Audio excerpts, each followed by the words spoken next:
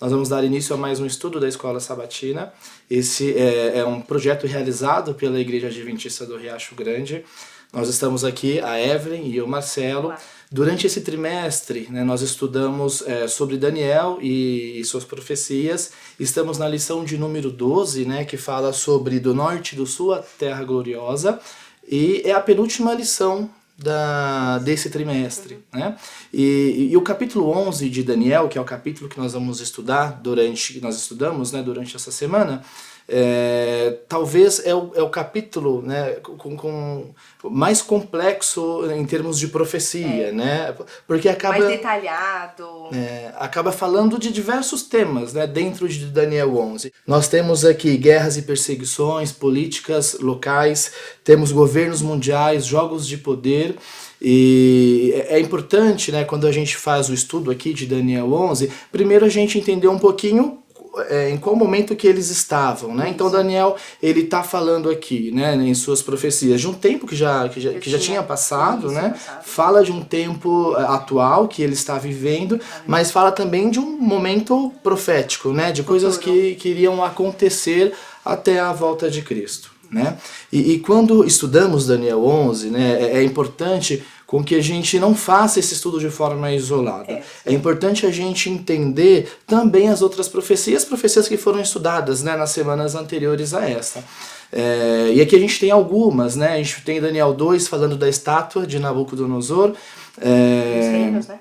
E os reinos que ela representa, né? Babilônia, a Medo-Pérsia, a Roma pagã, até a Grécia, né? Até o retorno de Cristo. Nós temos aqui em Daniel 7 sobre os 4 animais que representam os mesmos reinos. Nós temos em Daniel 8, né, falando aí sobre os 2 animais e o animal de chifre pequeno, né? E então a gente passa agora a estudar Daniel 11, né, com todo esse plano de fundo fazendo parte desse estudo.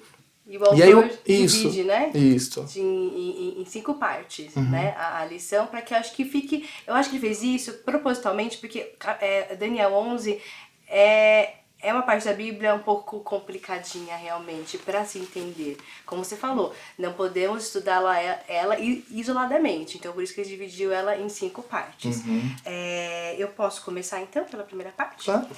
Eu vou começar o Daniel pela primeira parte, que o autor dividiu, está em Daniel 11, de 1 a 4. Eu vou ler o versículo 2 para a gente começar, que diz assim: E o anjo continuou dizendo: O que vou lhe dizer é a verdade. A Pérsia terá mais 3 reis, depois deles terá um 4º rei, que será o mais rico de todos. Com a sua grande riqueza, ele será muito poderoso, reunirá todos os seus soldados e atacará o reino da Grécia.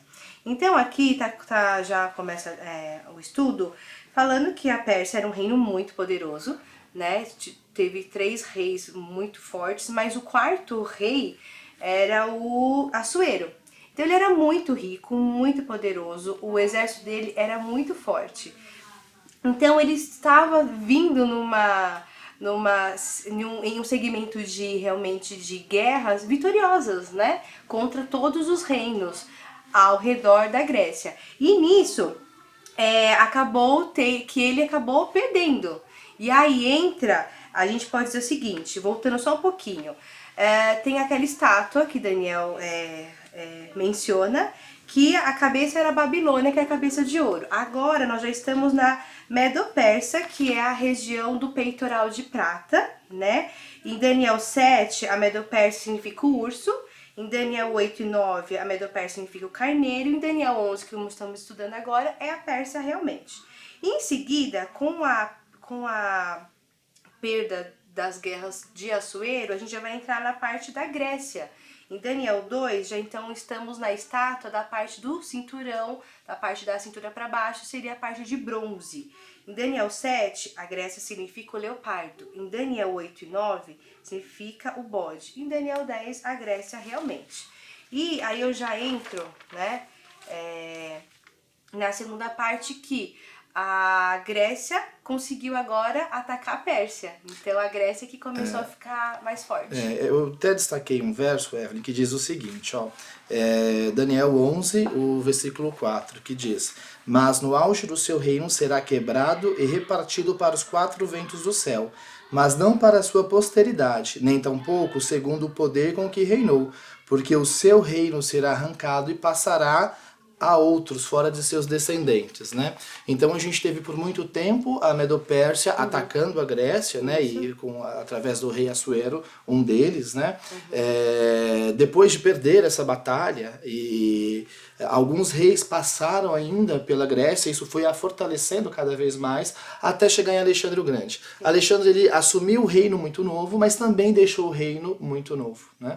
E aí, após deixar o reino, né, após uma morte por problema de saúde, ainda algumas pessoas deram sequência no reino dele, mas no fim o seu reino foi dividido em 4 partes, entre 4 generais. Esses 4 generais eram o general Cassandro, o general Seleuco, o general Lisímaco e o general Ptolomeu I. Isso, e dentro desses 4 generais, 2 foi que se destacou nesses 2 reinos agora que estava surgindo.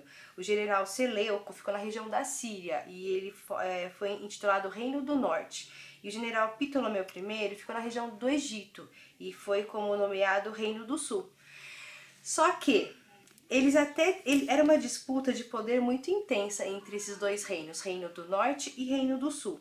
Eles até tentaram fazer mais uma união de reinos com casamentos de filhos e filhas, mas não deu muito certo, né? E aí, no meio dessa situação de guerra, surge... Eu já vou para a terceira parte, tá, Marcelo? Surge um outro reino com características diferentes. A diferença é que ele tinha essa mania de cobrar impostos. Então, por ter essa coisa diferente, a gente pode falar que foi a Roma pagã. E com essa cobrança de impostos, ela começou a ter mais aliados e começou a ficar muito mais forte. Mas também o tempo dela foi passando. Isso. Né? E aí, dentro da proposta do autor, a gente entra na quarta parte da lição, Isso. que está em Daniel 11, de 29 a 39, Isso. e vem trazendo aí algumas características, né? E eu também separei um verso bíblico, que é em Daniel 11, 30, que diz o seguinte: Voltará e se indignará contra a santa aliança, e fará o que lhe aprouver, e tendo voltado, atenderá aos que tiverem desamparado a santa aliança. Dele sairão forças que profanarão o santuário, e fortalezas nossas, e tirarão o sacrifício diário, estabelecendo a abominação desoladora, né? E aí, estudando, né, e também avaliando os momentos históricos, quem que entra, né, nesse momento de profanação realmente, né, do santuário, de mudando tempos e leis, né, que mudando a questão também do sacerdócio. Santo Conselho, né? O Santo Conselho, que é o plano da salvação, a mudança do sacerdócio, onde Cristo era o responsável, né, e é o responsável pela... por interceder pelos nossos pecados. Ele morreu na cruz por isso, né? Isso. E aí esse novo poder, né, um poder diferente, ele entra com uma proposta de transferir esses direitos para homens e para santos, né, imagens, né? E esse então é a quarta parte estudada na lição desta semana. Isso. E aí a gente já entra nessa quinta parte, né, que está em Daniel 11, 40 a 45, né? Que tem a separação, né, do Reino do Norte, que agora não é mais essa parte geográfica, né, Marcelo? E sim mais a parte espiritual. E o Reino do Norte significa o inimigo espiritual do povo de Deus. E o Reino do Sul é mais a parte do ateísmo, né? Então tem o Reino do Norte seria o papado, né, que muda toda essa ordem de realmente perdão dos pecados. O Reino do Sul, a parte do ateísmo, que ninguém mais acredita em Deus em força nenhuma. Isso. E aí o Monte Santo, que significa o povo de Deus. Isso, o Monte Santo representando o povo de Deus espalhado, né, em todo o território, né? Em todo mundo, né? E aí também ele separa em cena 1, cena 2 e cena 3. Cena 1 é o reino do sul atacando o reino do norte. E aí para você ver como que as profecias realmente são cumpridas. Foi bem no momento da Revolução Francesa, quando eles resolveram acabar com essa ordem papal, pegaram até o Papa, mataram o Papa, mas mesmo assim eles ainda estavam com muita força, Isso, né? o poder religioso não perdeu força, né? Com isso mesmo. Com esse momento histórico. Mas né? aí foi a hora de o reino do norte, que era o papado, atacar o reino do sul, né? Que era a parte do ateísmo. Só que aí o reino do norte teve vitória, só que mesmo assim criou-se mais uma aliança, que aí esses dois reinos resolveram atacar o povo de Deus, que é o Monte Santo, né? Que aí eu já posso dizer que foi já passado da estátua, que é o momento das pernas de ferro, agora já nessa profecia está no momento do pé de barro e ferro. E aí mostra realmente que a pedra é o símbolo de Jesus Cristo, nosso Salvador, que ele vem e já cai em cima desse pé de barro e de ferro, e aí há a parte de destruição, mostrando que realmente Deus vai dar um basta finalmente no pecado. E olha que interessante, né? Se a gente for olhar né, todo esse processo histórico, assim, dá até a impressão de que tudo é designado pelo próprio homem, O né? homem tava Que o homem né? determina governo, que o homem derruba governo e cria-se novos reinos, né? Mas tudo isso aconteceu para cumprir algo que já estava escrito, né? Para cumprir as profecias. E tudo isso nos levará até o momento final, onde Cristo reunirá os seus para morar nas mansões celestiais. Esteja você também com a escolha acertada do lado de Cristo. Tenha força e realmente vença o diabo, e que você possa no final desse momento, quando essa profecia final realmente chegar esse nosso momento, que você esteja do lado de Deus. Aproveite essa lição, compartilhe e que Deus abençoe muito a sua vida. Amém. Amém.